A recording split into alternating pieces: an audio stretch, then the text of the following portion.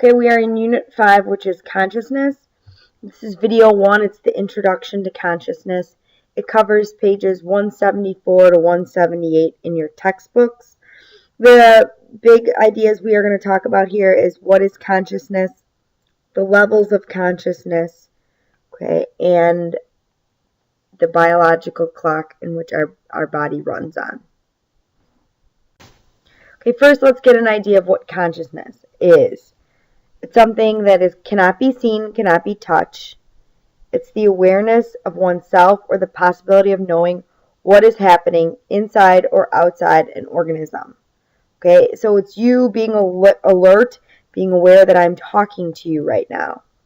Okay, it is the idea that you are sitting up in your chair and you are aware of the situation or your environmental surroundings. Okay, you're aware of the different smells, the different sights, the different sounds you're hearing. Okay. A little bit on the history of it. We've talked about dualism and monoism before. So dualism believes that the mind and the body are separate.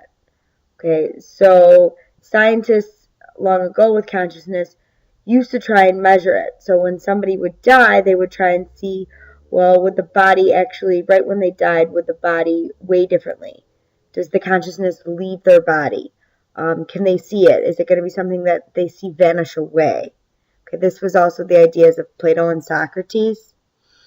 Okay, and then you have monoism, that the mind and body are one, but they're really confused on what consciousness is. Aristotle and John Locke, in behaviorist perspective, believe in monoism. Okay, you're born with what you have, and the blank slate phenomenon, and all your experiences impact you. All right, the big challenge in psychology, and they're still questioning this, is consciousness is very subjective and elusive. How do we prove that we have consciousness? I can't see it, I can't feel it, I can't touch it. It's just that state of being alert. Okay, and how do I measure it? How do I understand it?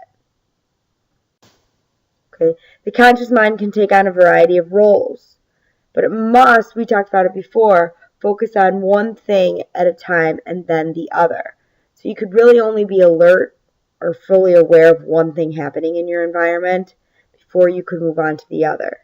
Multitasking is not all it's cracked up to be, okay, because you're either really kind of listening to what's going on the phone or you're paying attention to the road. A lot of times your mind can't do both, and we saw that with selective attention. Okay, are hands-free devices laws a good thing? Some people say, yeah, because, they're able to drive with their hands on the wheel now, but really they're still very distracted in terms of listening to that conversation and then paying attention to what's on the road. Can we multitask? We kind of talked about that before. No, selective attention does not allow it. We do have different levels of consciousness, and we have taken these notes before. We took this with the development unit with Freud, so you might be able to reflect back on this. I am going to reteach it or re-talk about the different levels of consciousness. Okay, you have your consciousness, which is at the top of the iceberg, according to Freud. You have your pre-consciousness, which is information that is not currently in our consciousness but can be readily recalled. So I'm going to ask you what you ate for dinner last night. You're going to be able to recall what you ate for dinner. So it's not like you're always thinking about it, but if I brought it to your attention, you could easily reflect and pull it out of your memory. Okay. And then unconsciousness, okay, is the thoughts without our awareness or cognition without our awareness. It involves level of the brain systems that range from autopilot to those that we have subtle influences on conscious behavior. So these are the things that you're not even, realizing that are influencing your behavior. We kind of talked about it before. What drives you or motivates you, or what are some of your values that are going to influence the behavior in which you choose to do, but they're not necessarily something that you're constantly thinking about. And that's at the bottom of that iceberg. So if I had you write down your address, okay, all of you would be able to write down your address quickly. Okay, this is an example from class before of pre-consciousness. Okay, pre-consciousness resides just below the level of consciousness. Information is there, you're just not using it. Thoughts, emotions, behaviors are present, but not in our current awareness. These are memories, addresses, phone numbers, etc. Okay? If I asked you a deeper question, why do you do your homework? You could say something like, I want to go to college, I want to be successful. Maybe it takes you a minute or two to really think about this issue. Why do you really do it? Okay, and this would be the stuff at the bottom of the iceberg. Okay? In a dictionary, though, you might find at first, like, consciousness is when a person faints, or unconscious is when a person faints. Okay, but in psychology, it has different meanings. So let's get this straight. Unconscious in psychology is those desires, those wishes, those motives. It's absent from our consciousness, but still could influence a person's thoughts and actions. So don't write down the top one. That would be as if something like you're taking a CPR class. In psychology, it has a different meaning. Okay, so our personality, we talked about it before. Okay, you have consciousness at the top of the iceberg, pre-consciousness, which is right at the surface line, and unconsciousness is that hidden reservoir that kind of influences our thoughts, our motives, our desires. So I would maybe once again kind of jot this down so you can kind of have this in your set of notes. All right, we have different forms of consciousness. Consciousness, the modern psychologists believe, is our awareness of ourselves and our environment, but we also have some altered states of consciousness where we're not all alert or there. Some occur spontaneously, like daydreaming, okay, drowsiness and dreaming. Others are physiologically induced, which has to do with the makeup of your body, which can be hallucinations, something's occurring with those brain chemistry, an orgasm, okay, and food and oxygen starvation can cause you to have some experiences that are kind of like altered states. You're kind of like hallucinating, you're so hungry. And then some are psychologically induced. So sensory deprivation, hypnosis, and meditation. Okay, when you're really meditating, it's something that you're doing with your mind. You're mentally doing this. We will talk about these 4 specific altered states of consciousness in the next couple videos. All right, video 2 is going to talk about sleep.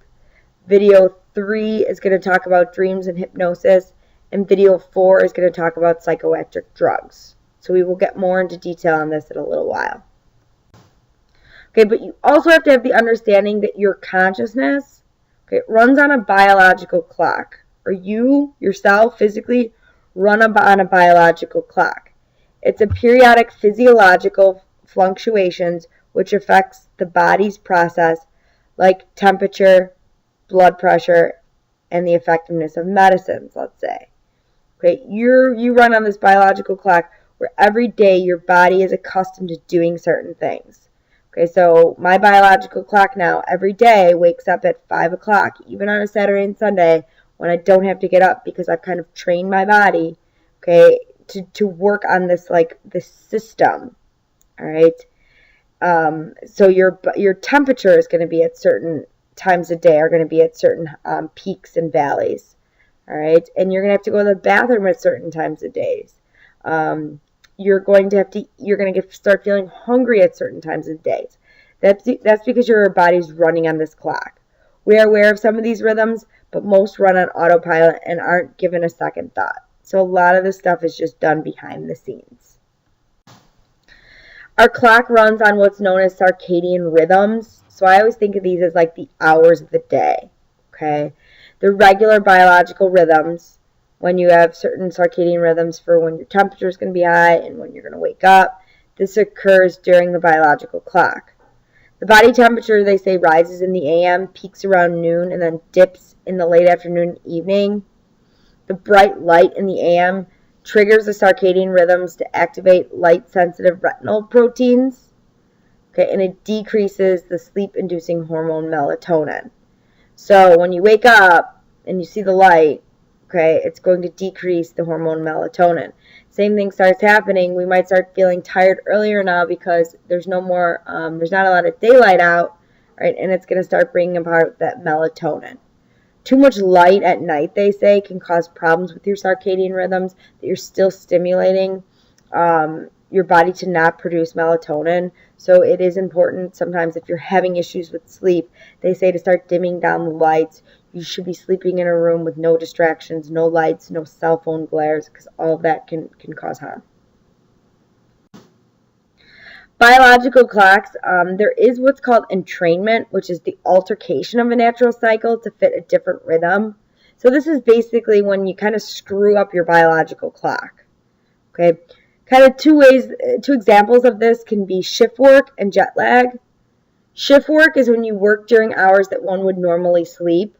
All right, so jobs such as firemen, doctors, or nurses, they're working during the night, and so then they're supposed to be sleeping during the day, but then they can't fall asleep because of the lights or because of a lot of activity at their house.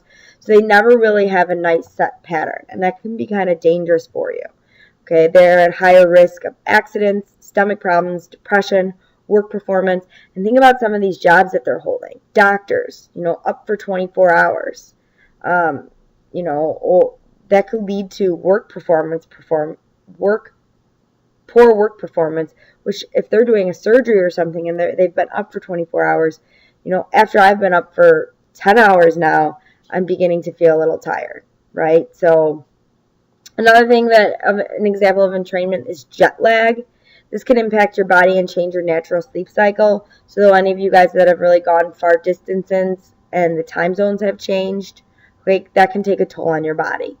Because you are trying to kind of reset your clock on a different one, and it takes a little while to adjust. Okay, so to recap, this presentation covered consciousness, the levels of consciousness, altered states of consciousness, and our biological clocks.